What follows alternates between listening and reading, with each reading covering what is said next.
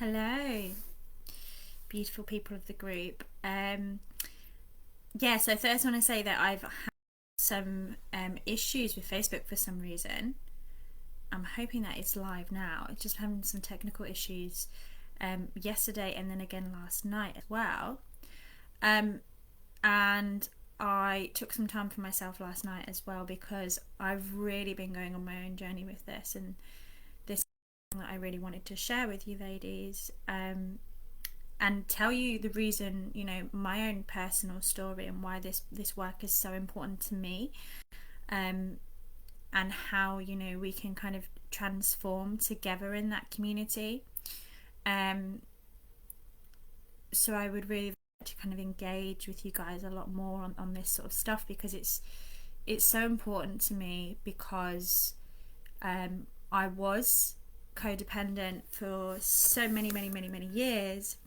And even in codependent patterns, I wasn't really recognizing where the root and the core of this. And I've done years and years and years and years of work on my own stuff. But it really comes from the abandonment wound. That's the deep rooted. That's underneath and beyond the codependency stuff. And I think the thing that I wanted to talk about the most was the boundary stuff because this is something that comes up for me a lot, is when you are first setting boundaries and people aren't 100% aware of stuff. So I'm gonna just share a little story of mine, and if this does resonate with you and you relate to that, please tell me your own stories in the comments, or even you're welcome to do even a live video of your own story on the Facebook page, because I think the more people that are aware of our own stuff, we can kind of help each other come through this. And shame is the magic killer, so we're not having any shame at all in anything that anyone is sharing in this group. So I really want to make that known.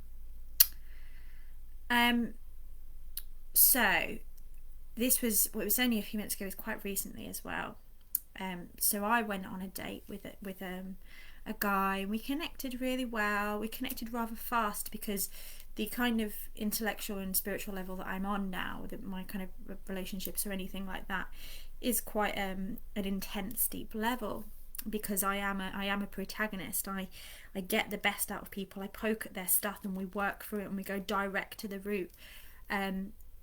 So that's why my work is so transformational. And if if there's still a lot of emotional wounds and no grounding or spiritual practice or kind of sense of being able to look at the stuff, then my work is not for you.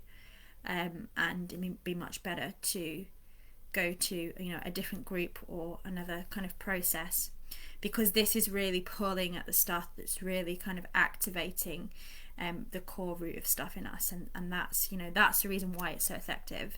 It's not stuff where we kind of prance around the edges. It's direct, true to the core. It pulls out. It's thought-provoking. It's action-taking.